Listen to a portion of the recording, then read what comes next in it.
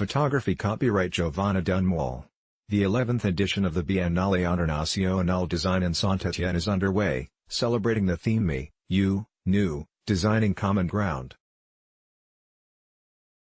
The spectacular high-ceilinged spaces of a 19th-century arms factory, repurposed into the Site du Design, provides the backdrop to several speculative and though-provoking exhibitions, which will run through April 22, 2019. The standout show, Systems, Not Stuff, was created by this year's Biennale curator Lisa White and focuses on the need for new systems of making and consuming things, recycling them, or not making them at all.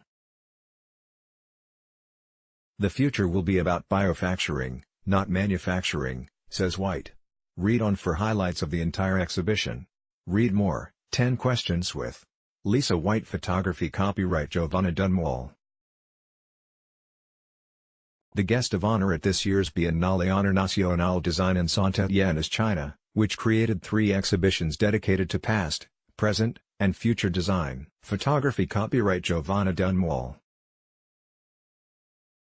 All exhibits in the central show, Systems, Not Stuff, curated by Lisa White, are placed within hemicycle screens woven through with ribbon in designs by Amsterdam-based François Dumas. Saint-Étienne was at one time the ribbon-making capital of the world. The ribbon here was manufactured by local and historic manufacturer Near It, purveyor of ribbons for the likes of Chanel, Dior, and Burberry.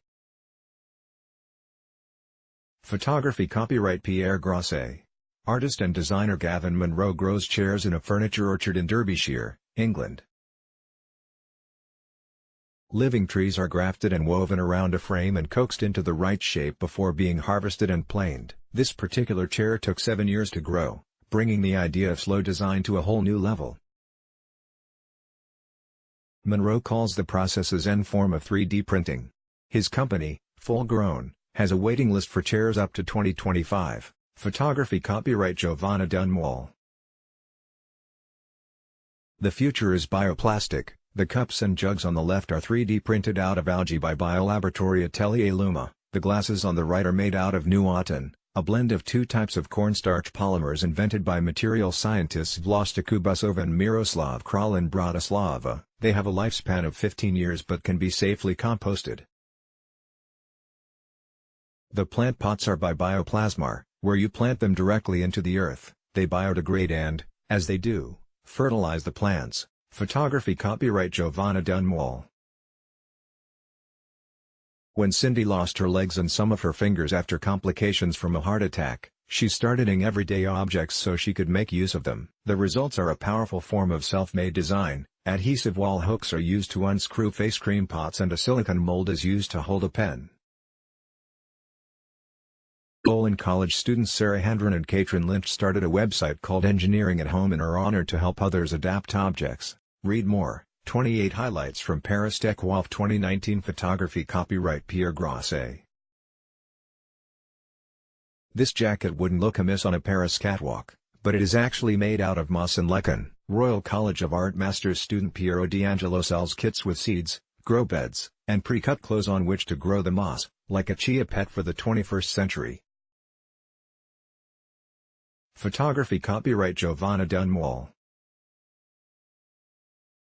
These paints are made out of genetically manipulated bacteria by biotech researchers Petri Rodihemajaj and Colin Ingham of the biotechnology company Hoekmeen and Kate Feller and Violad Segede Johansson from the University of Cambridge. They specifically used a strain, Flavobacterium, for this project given its iridescence.